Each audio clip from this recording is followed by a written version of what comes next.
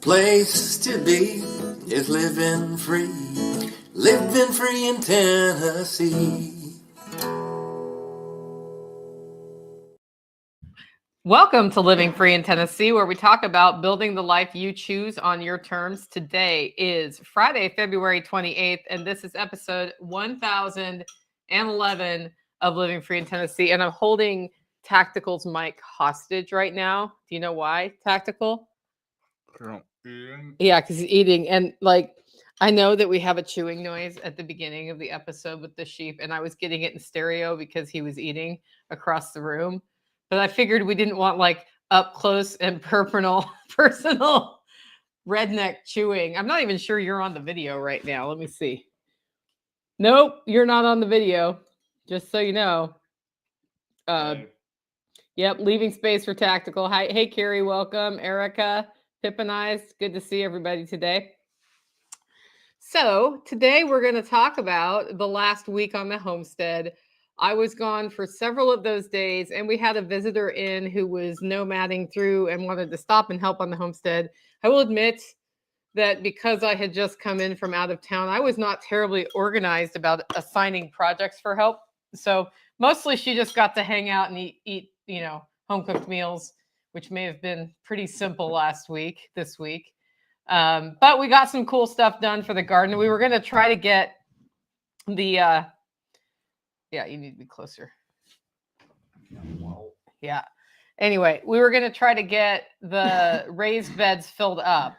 And what happened is I have these big containers of soil that are sort of wicking containers where the bottom has lava rock, wheat cloth, and then soil.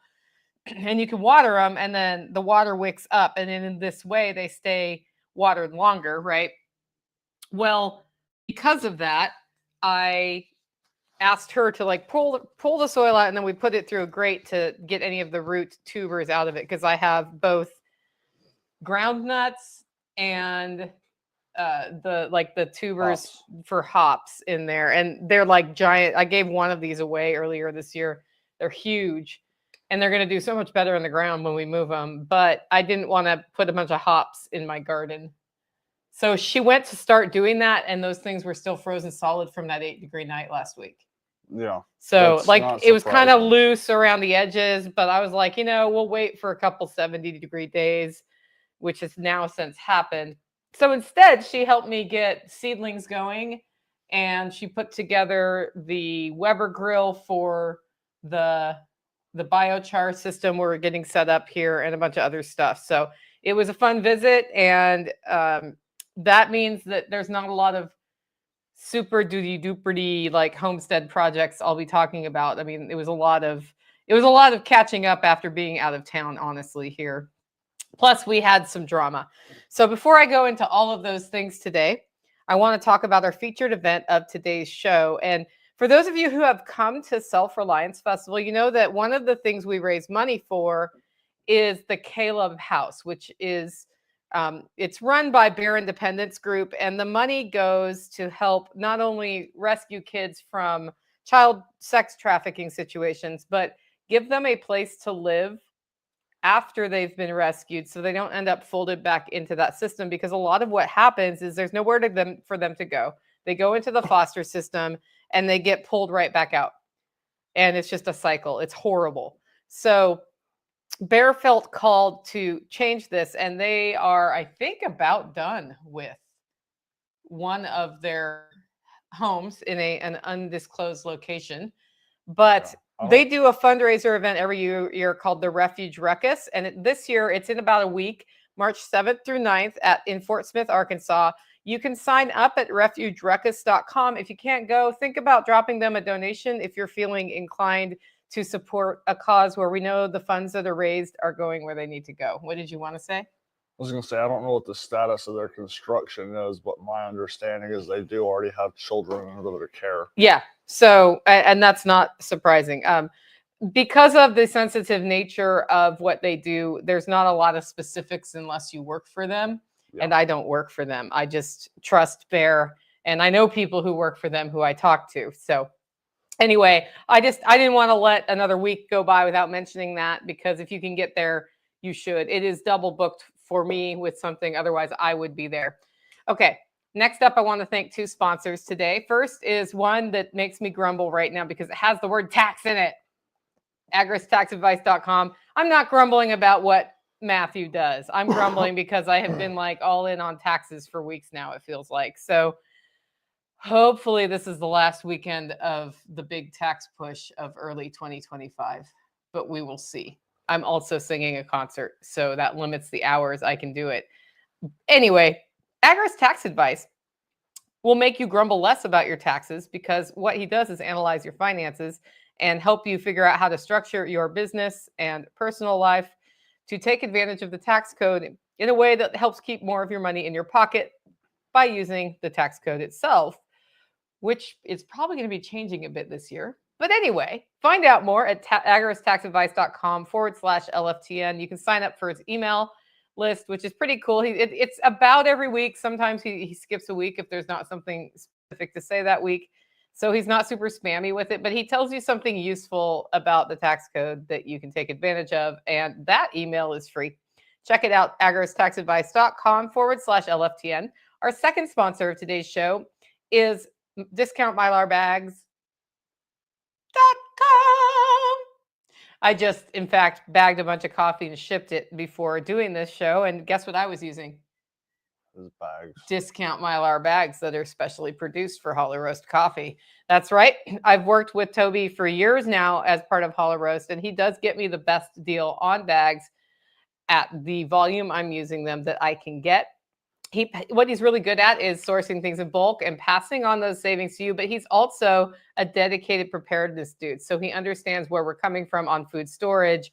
And his philosophy is to store food in a way that's useful rather than efficient from a space standpoint. What do I mean by that? Well, if you have a big 5-gallon bucket full of flour and you open that bucket, it is now open. And if you're baking for 50 people, that totally makes sense. But if you're baking for 4, your flour might get pantry moths or go bad before you actually use it up, even in a weird grid down situation. So Toby's put a lot of thought into the size versus size of family for storage. And then he talks about how to size your O2 absorbers and other things. All of that information is available for free at discountmylarbags.com. Go to the website. He has just articles on things like that on the right. And of course, he's always willing to help you figure out which Mylar bag is the best for you. And they have other food storage and food preservation options at that website. Plus, you're supporting a small business. Discountmylarbags.com. So what do you guys want to hear about this week? Let me know in the comments, because I know you've seen some of what we're putting out online. So I have a list of stuff, but sometimes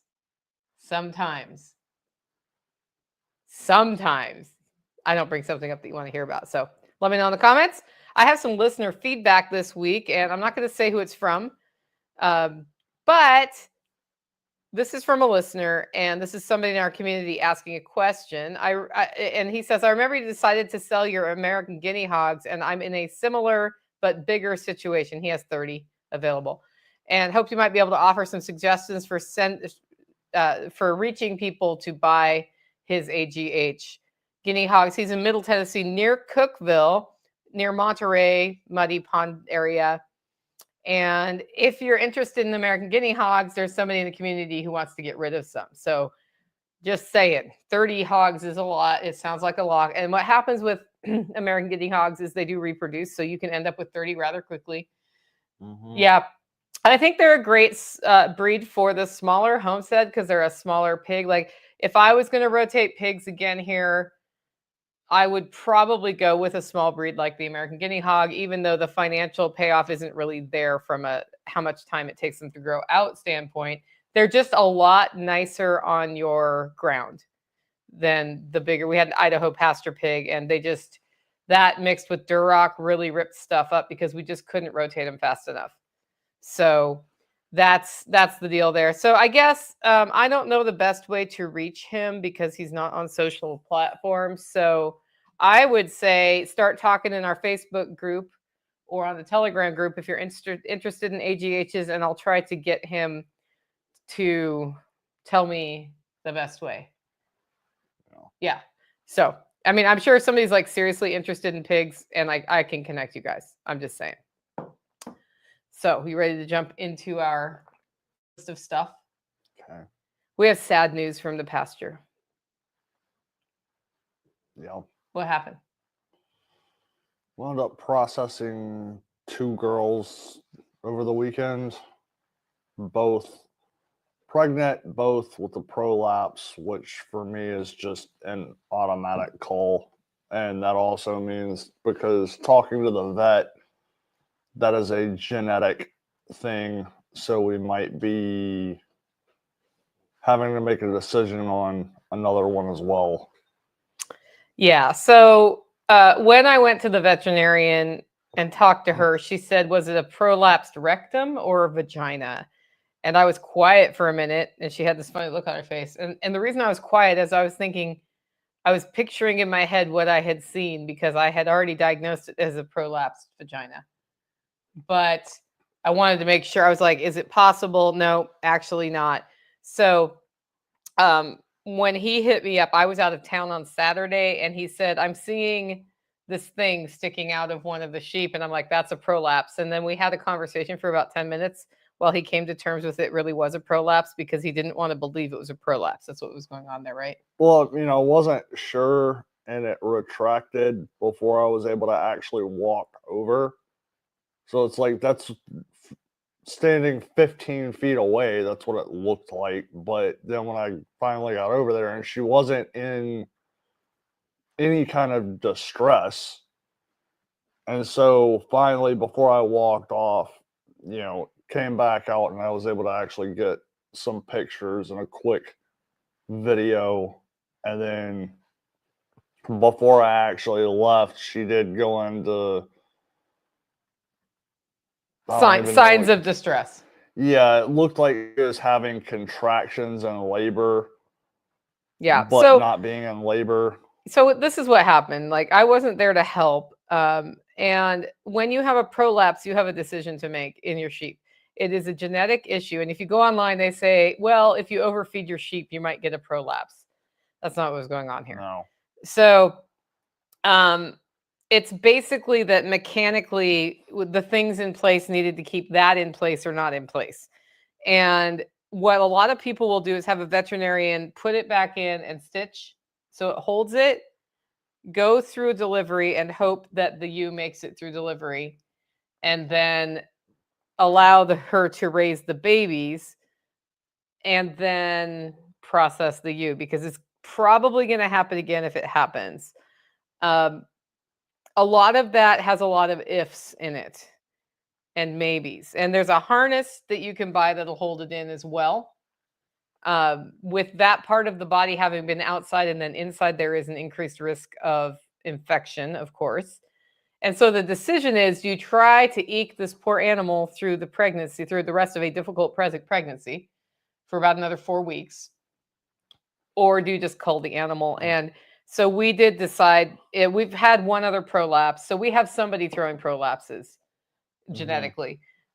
We've had one other prolapse situation, and we decided to cull. And unfortunately, the other litter mate of the same litter threw a prolapse 2 days later. So, like, one went and then the other went, and they had the same mother. And I haven't actually looked at my chart to see who their mother is, but I know their mother is one of the 2 cut-in mixes we have. Yeah, it's either Amy or It's Allie. either Amy or Allie. To me, that doesn't mean we should process Amy or Allie. It means anytime they give birth, we process who they give birth to. Yeah. So that's kind of where that's coming from. So I'm sharing that. It was kind of sad news, but also we had to process unexpectedly 2 sheep this week.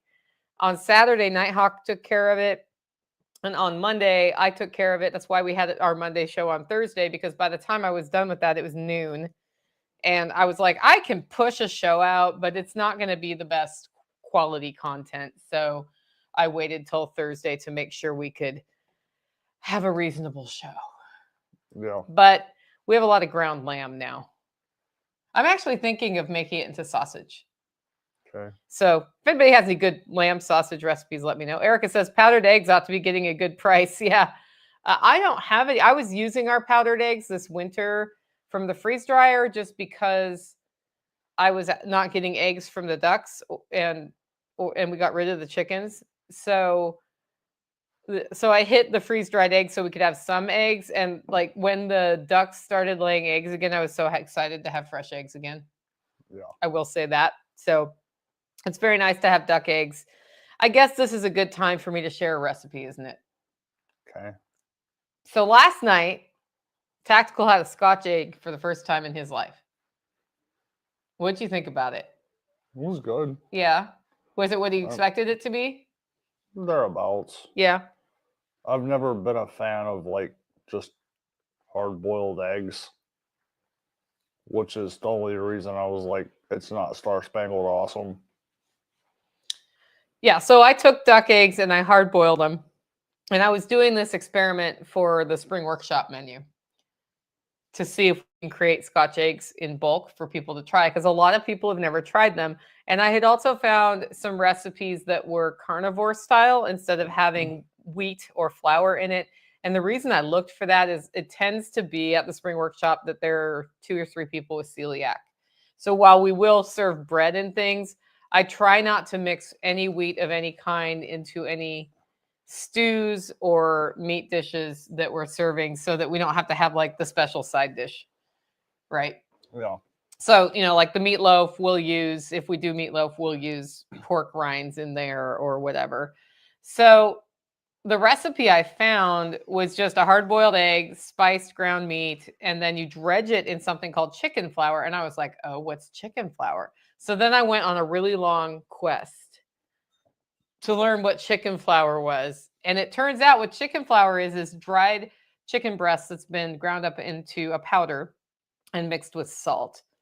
What's unclear to me is if it's freeze-dried or dried, and I'm totally going to try to make it now because I should totally try to make it. But I just sucked it up, spent way too much money on a very small bag of chicken flour mixed with Redmond's salt. So obviously coming out of the carnivore network that we're in, because they're all about Redmond's, right? And made them last night. I was just like, I was going to make deviled eggs this week, and all week it was like, well, I have these hard-boiled eggs in the fridge, but I haven't, had a chance to get it done because I kept getting interrupted, and then it would be late at night and I didn't feel like it. So I didn't.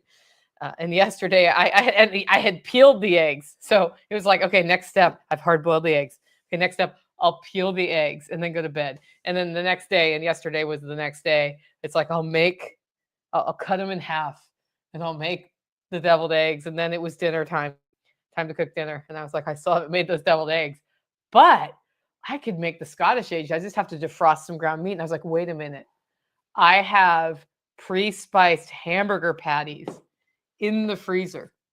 And so I went and I got a package and was able to defrost that in about 10 minutes as opposed to a whole thing of beef.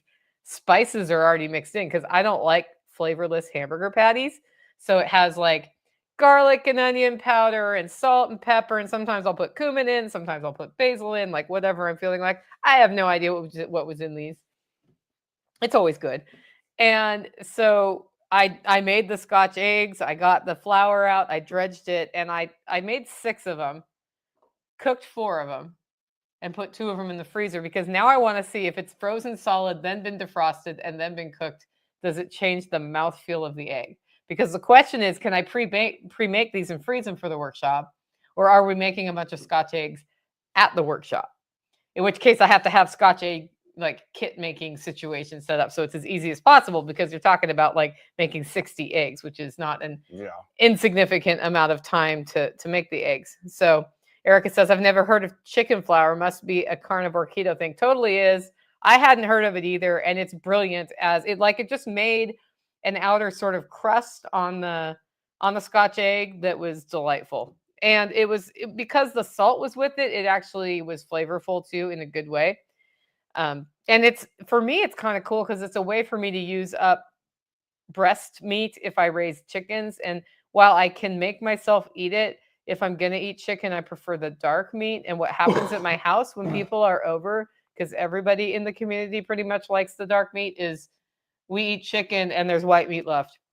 And then I turn it into something else that kind of gives it a little bit more flavor, and we eat that, but it's sort of like we grudgingly eat it. It's not like it's bad, but it's not good, right? Is that a way to describe it? Yeah. Yeah. So if I could just take all that and powder it into chicken flour and build it into other dishes, then that makes sense. And it's like a whole new world is opened up now that I know chicken flour even exists. So remember when I went to Paul Wheaton's?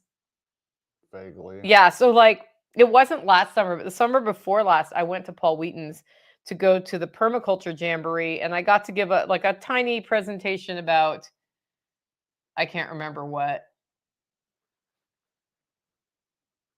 I hope you're not expecting me to. It was probably my 3 things or something related to establishing your priority on your homestead. But while I was there, the cool thing is I got to see Uncle Mud working on rocket mass heaters, and they were doing all these experiments. And I saw Bo Brotherton working on experiments with fungus. So by which I mean mushrooms. You grow fungi. So he was figuring out how to use fungus to make a natural insulation. And he was successful. Like I saw the insulation he made. Interesting. Isn't that cool? Yeah. So they made a movie about that. And they've put it in together like with a bunch of other information about using fungi in other ways. And you know what they're calling the bundle? They're calling it the fundle because it's fungus and bundle. Anyway, guys, it's on sale over at permies.com. I have a link in the show notes. And my advice to you is whatever you do, don't buy the fundle until tomorrow. You know why? Well, I can't tell you why, but all I can say is check out the fundle. I'm going to put the link actually in the comments for my YouTubers as well. Check out the fundle, see if it's worth it. But if you're going to buy it, don't buy it till tomorrow because of reasons. You'll thank me if you wait till tomorrow to buy the fundle. I'm going to actually dive in on that one too because I'm pretty interested. I like mushrooms and I like working with mushrooms. And one of the things we haven't built into our homestead is any cultivation of mushrooms. And what's my waste stream? Coffee grounds, which would make a really good media, I think, for growing mushroom things. Okay. So right now it's being folded into compost and whatnot, but I feel like I could set up a mushroom operation. And so I'm kind of stoked to watch this because I got to see different steps along the way in person at Wheaton Labs, but I didn't get like the whole context of everything because it was a multiple day situation. Tactical's priceless deadpan as counterpoint to the pun. Yes. Do you ever smile? Sometimes. Are you gonna smile for them right now? Did you see what he did? Yeah. You have to really look carefully for a tactical smile. Right now he's amused, so his eyes are smiling, but that's it. That's all you get. Oh, there it is. I made him laugh. That's why he stays in the hollers. I occasionally can make him laugh. Okay. With our friend Bridget here, we had ram separation day. And ram separation day is when the rams moved away from the ewes because we don't want ewes to get pregnant. And what did we learn this year about separating rams from ewes, Tactical? Earlier is better than later. Earlier is better than later. There's a second thing we learned about distance. I'm not sure which case you're talking about on that one. I think that we learned that you don't put the rams separate from the ewes you don't want them with only wire fencing between them. Because a ram's going to ram. Yeah. And if there's somebody interesting on the other side of the fence, ram's going to get through the fence, even if he's trained not to. Yeah. So the ram has moved 1/10 of a mile away from the pasture so that he is not constantly faced with opportunities on the wrong side of the fence. Yeah. Yeah. So how did that go? How'd you think it was going to go? Like we decided to move the ram and one female who has young ones right now so that he has a friend. And ultimately what will happen is all the males that were born in December and January are going to be over here. It's going to be a big old bachelor pad over there and all the girls are going to be at the other property. Whenever you're doing anything like this, it's like what you're hoping for is a scenario where you can just set it up and they'll just walk over. Worst case scenario is you have to pick them up and carry them the whole way, and what you always end up with is somewhere in between. And so we ended up with the somewhere in between, which is about what I was expecting, with get them far enough away from everybody else, and then after that point they'll actually start moving. I was hoping that they would move like all the way up, like just go. There was still a bit of coaxing. Yeah, so we got the ones closed in the barn who we wanted to move. He moved the rest of the herd up and away from the barn.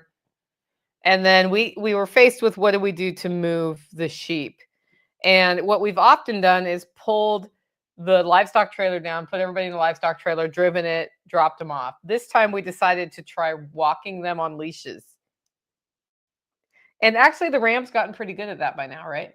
Yeah, I mean, that's something we've gone back and forth with. I was less inclined to get the trailer over because so much mud right now, on top of the fact that where they're going, you're not going to be able to get them that close to the trailer anyway. So it was kind of just like, I just see this being easier to just walk them if we can get them to go. Yeah, so what worked well is we had a third person. So if it's just the two of us, it's one person per adult animal. And then when you have two babies with a mom, the two babies are just going to go wherever mom goes. So that part's easy. And sheep prefer to walk away from you. So if you're behind them on the leash, they'll just keep walking away from you. The thing is, every so often, they decide they don't like being on the leash and they do the sheep leash dance.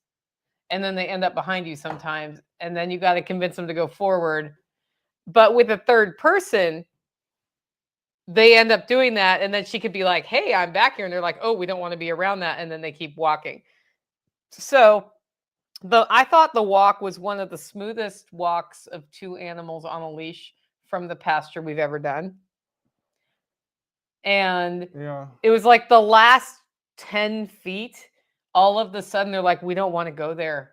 It looks really bad there. Really, really bad. What did you learn about having their setup also? Oh, yeah, that was the other thing, was like, I got everything set up enough to move them.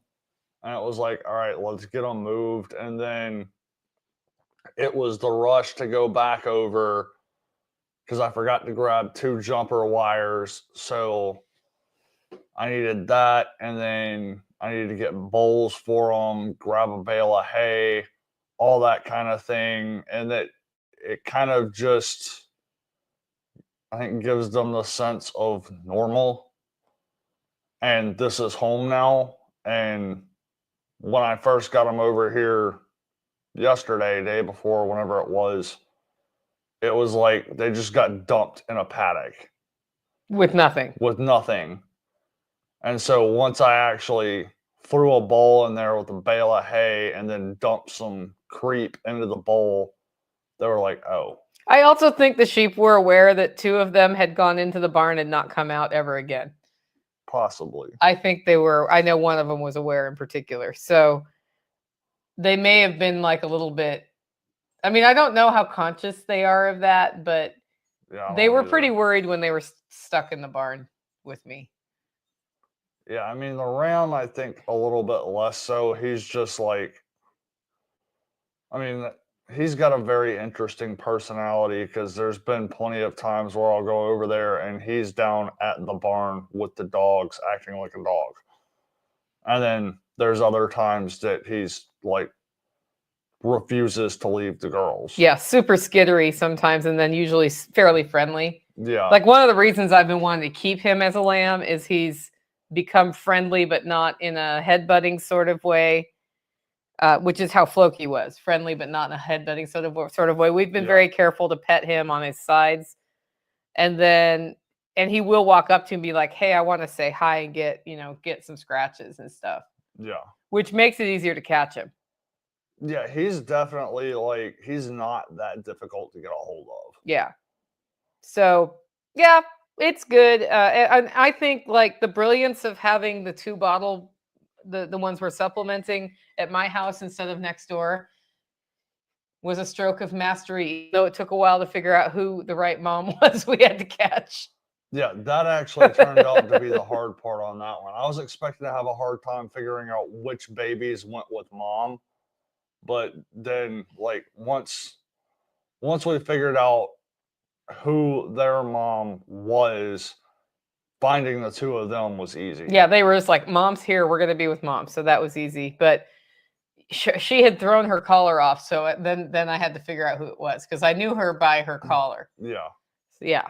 So they're over here, and the 2 bottle babies who are also getting milk from their mom will probably be weaned from the bottle within the next week. They're eating a lot of their own food and are not as interested in the bottle.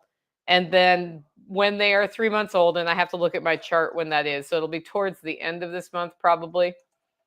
Then she's going to move back over to the girls' side, and she's going to leave her 2 boys here. And what's going to start happening in the next, let's see, we're 1, 2, yeah. So towards the end of March, we're going to start bringing boys over here from over there as they get to the 3-month mark, because we don't want a repeat of we accidentally got pregnant by 3.5-month-old rams, which is why we have all of these early babies.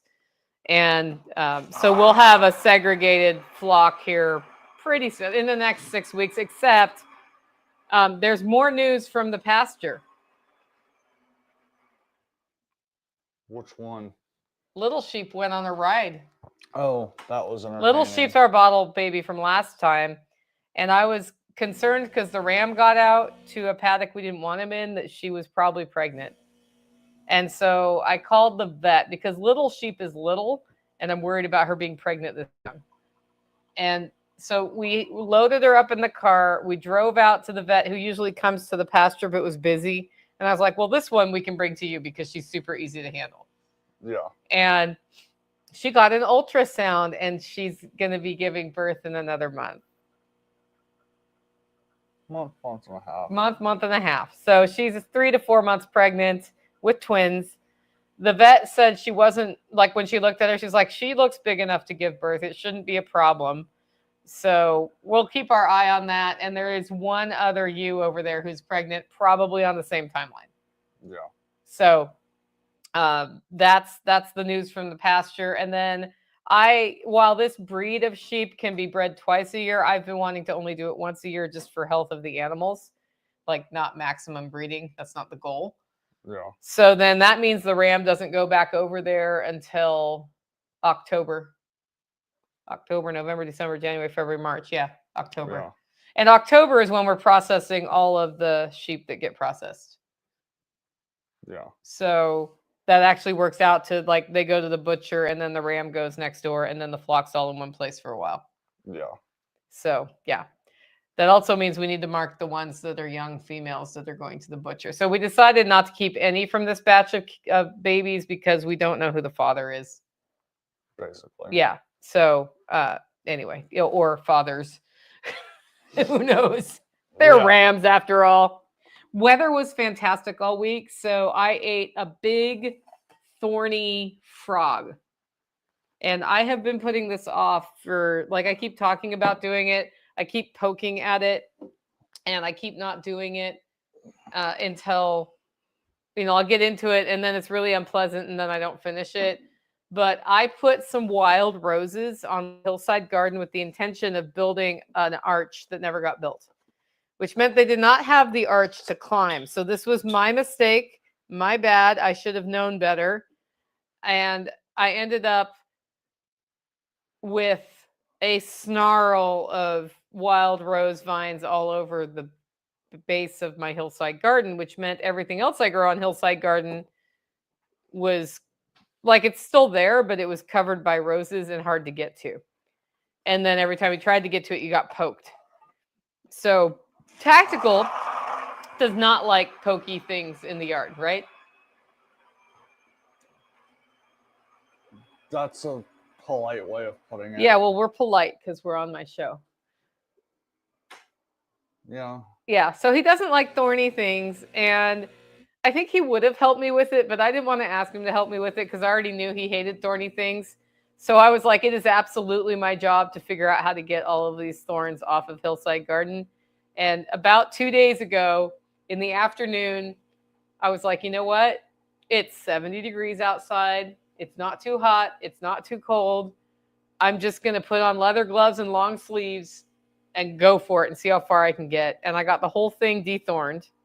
The plants are still there. So I actually can still build the archway. And the new plants it made are also there. So then what I need to do for the rest of the year is eradicate the ones that are in the ground. But this actually opens it up so I can foster my strawberry patch and my herbal garden that's up there. It's herbal remedy garden and flowers. And I've already got flowers coming in. We've got the daylilies up, which are edible, and some other things. And they're going to have plenty of room to do well without all those roses up in their grills, right? So that was my big thorny frog. I have a second large thorny frog to deal with, though. What I did when I took him out was cut him into about 3-foot long pieces as I was going. And I have a giant like haystack of thorn that gets to be transported all the way off this property so it doesn't accidentally start other McThorn faces in the area. It's either that or we burn it. Or throw it on top of one of the piles where it's not going to root. It'll root. Probably not. It'll root. I think it'll root. I think we burn it or we put it in the woods.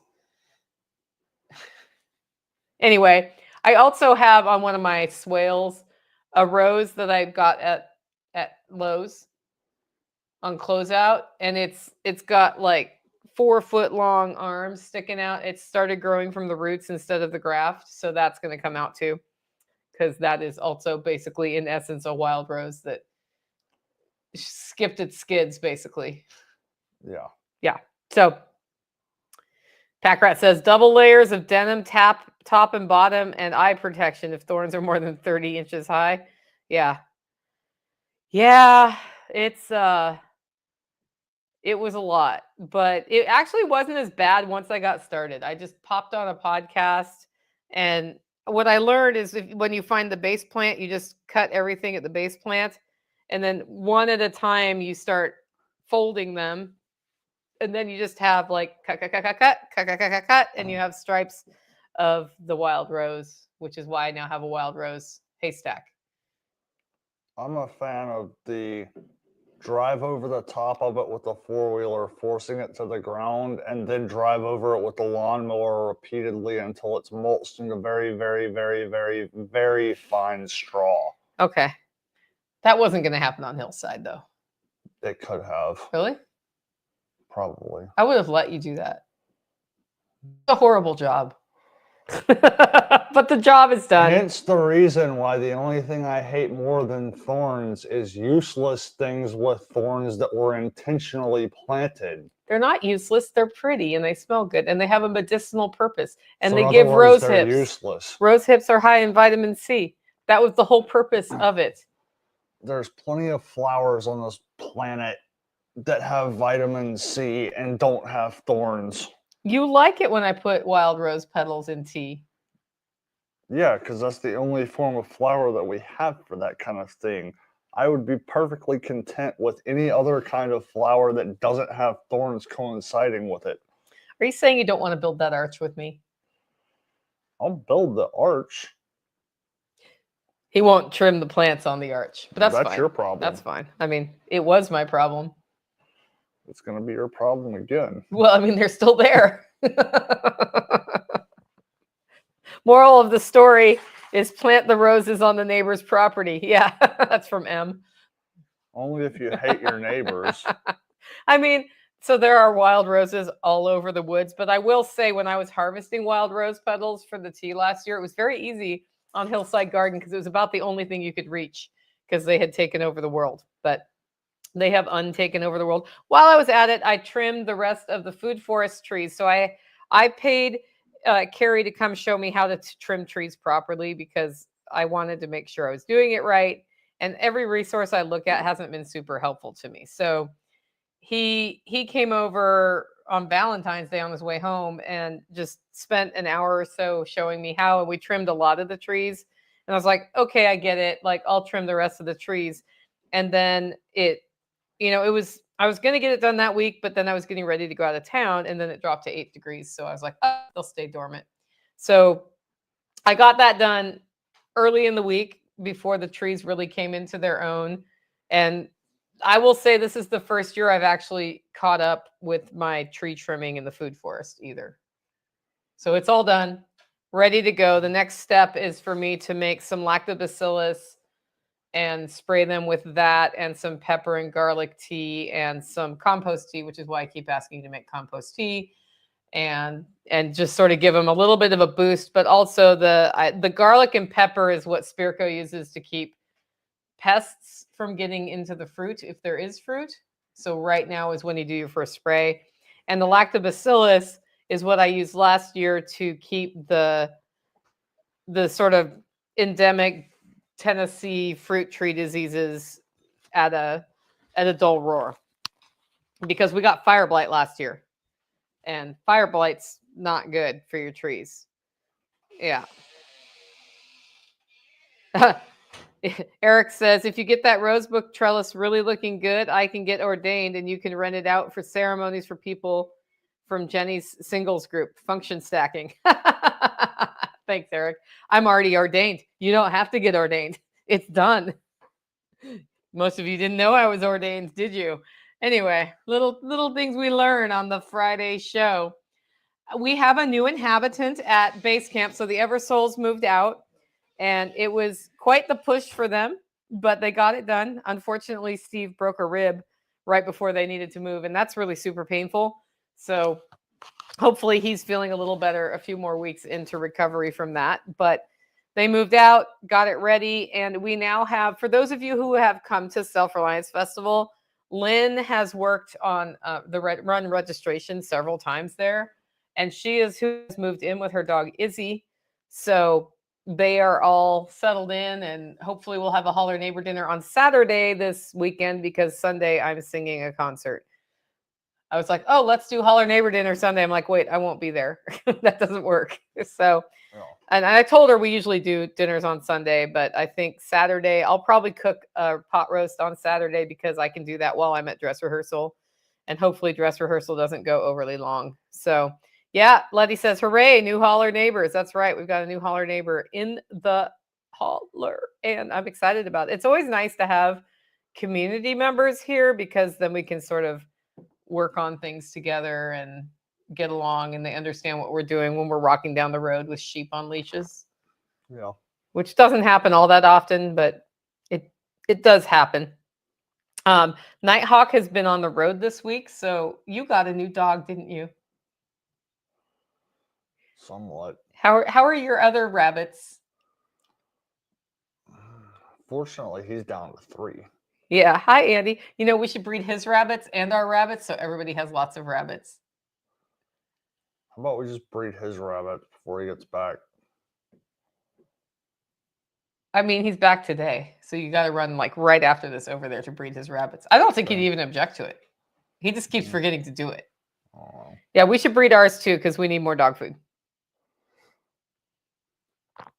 Actually, if I was going to serve rabbit at the spring workshop, no, not enough time now. Yeah.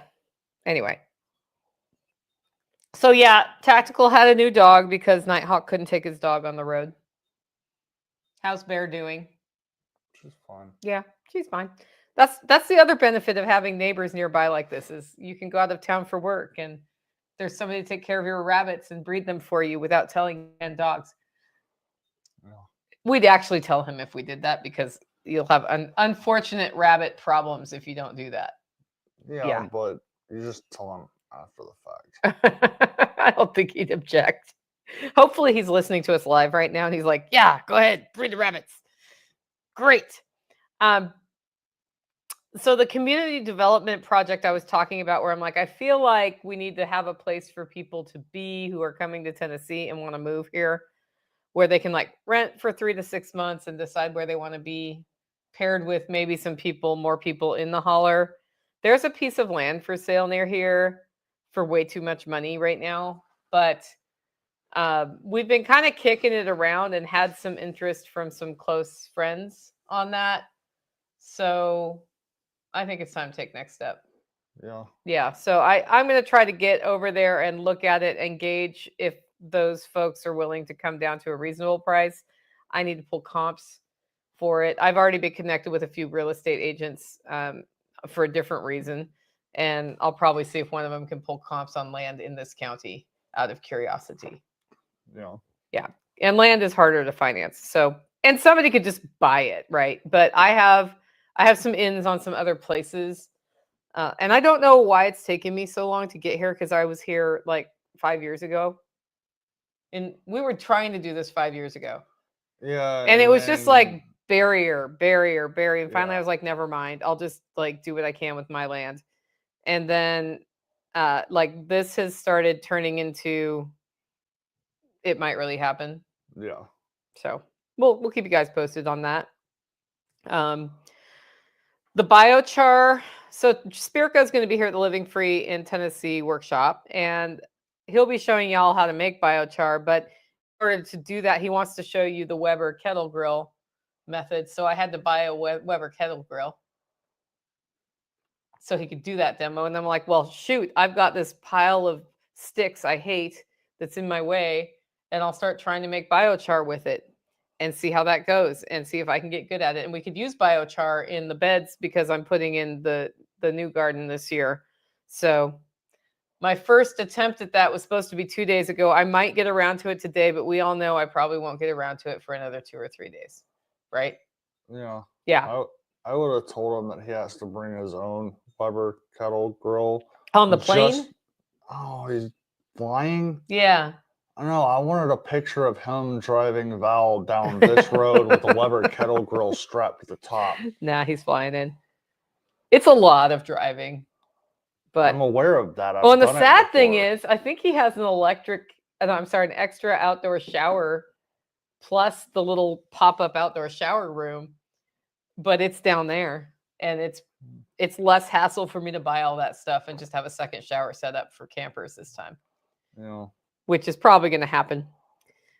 Eric says, reminds me, if anybody needs a previously enjoyed kidney, I need to start saving up for the spring workshop. Ah ha ha. I resent that remark, Eric. I resent the fact that that Eric thinks that somebody might want one of his kidneys. I mean, he doesn't drink that much. I mean, I put on a full NBC suit before I touched one of them things. Gotcha. So topping up the garden beds, really, it's like time.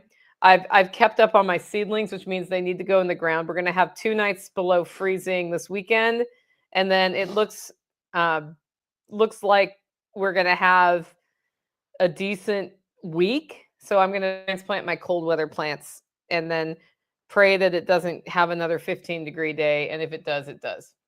I'll probably transplant some of them into pots and keep them in the house just in case. But I do have a lot of Swiss chard, for example, that could just go out. And I do have lettuce. I only have 6 lettuce plants because we're not eating that much lettuce right now. That if they die, it's not hard to get my hands on other lettuce. Like lettuce grows so dang fast. Yeah. M wants to know why Eric's kidney is worth so little. Because it's his. Karita Lee says, good afternoon. Welcome, Karita Lee. I know how to say your name. Ah! Pippin Eyes says, if I wasn't saving for a house, I'd probably be at the workshop. Pippin Eyes, you should talk to me about that. Perhaps there is a barter opportunity, although I only have like 6 tickets left right now. So, but sometimes I need things done and I pay people to do things. And if I pay people to do things and the amount I pay them equals a workshop ticket, sometimes I'm able to make that happen for you. I'm just saying, especially if it's something I was going to have done anyway, right? That's the deal. Okay. Tactical, where'd you go? Tactical went to turn on Tigger's heating pad. But what Tactical needs to tell us about, can you hear me, T? Yeah. Okay, can you guys hear T? Let me know in the comments. What I want to hear from Tactical is all about stuck trailer day. What was tell us about how wet so we all know about the stuck truck because I've never had so many views on a video in my life, really. Well, that's not true. But it got like 5,000 plays. You guys trying to pull the truck out with the four-wheeler. And then all of the advice on how to do it. So last Saturday while I was out of town was Stuck Trailer Day. Now, do not call the person out by name because that wouldn't be kind. Yeah, I'm going to give a background story first. Do you remember the first time I mowed the holler by myself? Yes. So I was really worried that I couldn't mow this place by myself. So I get on the riding mower and I start mowing. And sure enough, I high center and get stuck. And I'm like on the CB radio, hey, I'm stuck. And he comes with his four-wheeler, pulls me out, and then lets me keep going. And 3 or 4 times, like by the final time I got stuck somewhere else in the property, because you have to learn where all the things are that stick out. I'm like, hey, Tactical. He's like, again. Remember that? Yeah. But I had to know that I could mow my own homestead if I needed to. And now I know I can. Yeah. I can even do it without high centering. It was like that first time I just had to learn all the places not to go with the lawnmower. Anyway, so this is a similar situation, but not at my homestead. Yeah. I mean, the first call I got was something about truck trailer sliding all over the place, and apparently there was like, I don't know, 15, 16 sheets of OSB, 3/4 inch OSB on the back of this trailer. So it weighed a pretty decent amount. And so I went over, got them out, but the trailer's still in the middle of field. And their plan was to carry the OSB the rest of the way to a fence line, pass it across a fence, load it onto a truck on the road, and drive it to where it needed to go. And I was like, that sounds like no fun. Miserable. Yeah. It was like, let me go get our little trailer with the 4-wheel drive four-wheeler and see if we can do a couple of sheets at a time. So I don't have to carry it a good bit, but that sounds like a lot less suck. And so we tried 3 sheets, went up fine. I was like, well, let's try 6. And I almost didn't make it.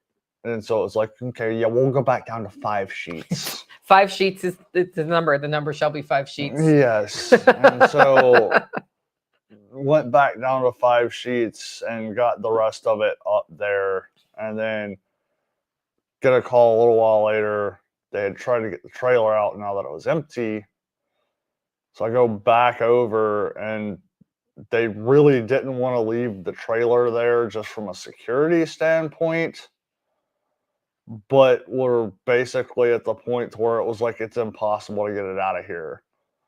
And I was like, well, that's a, whatever it is, 2 5/16 ball. I've got a 2-inch on the back of my four-wheeler.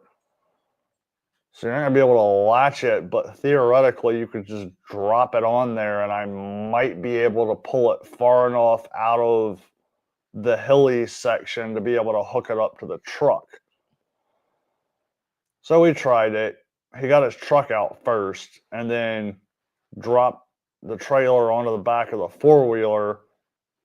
And of course, I go across a spot where it kind of drops off, and it's a dual axle trailer. So basically the four-wheeler went down and the trailer did not. And so I kept going and the trailer didn't.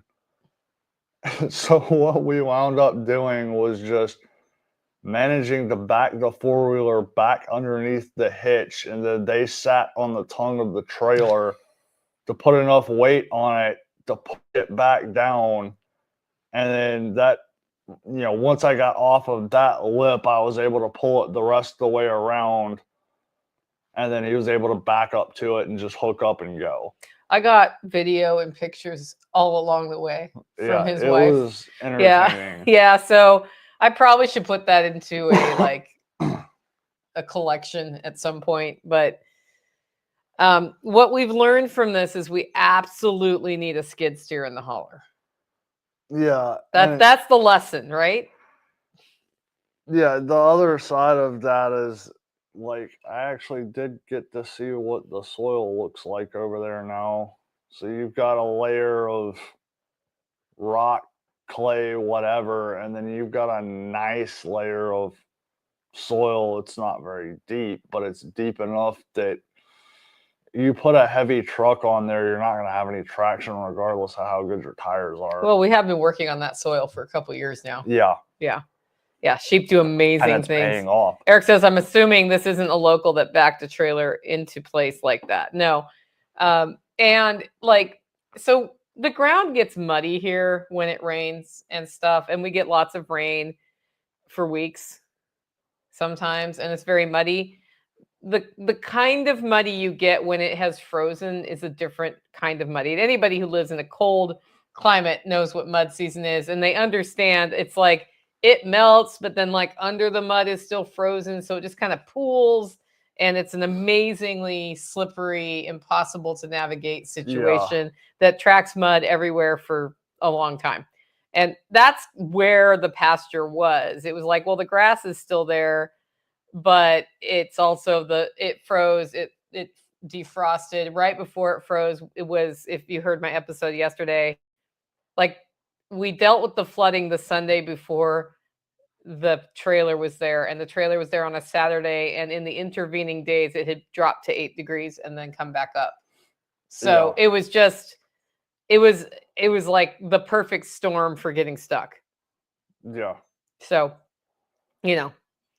but now we don't have a trailer in the middle of the pasture, which is good too. So, and it's never fun to know your tractor's there. Guys, we're towards the end of the show, so if there's anything you want to hear about, do be sure to ask in the questions, or ask questions in the comments. I actually can read you today because we're like right up here. Hey, Andy McCann's in. He says, my 3 things. My daughter listened to your videos and have been doing it each night since. Thank you for leading the disorganized. Yeah, he texted me yesterday saying she's saying it's changing her life.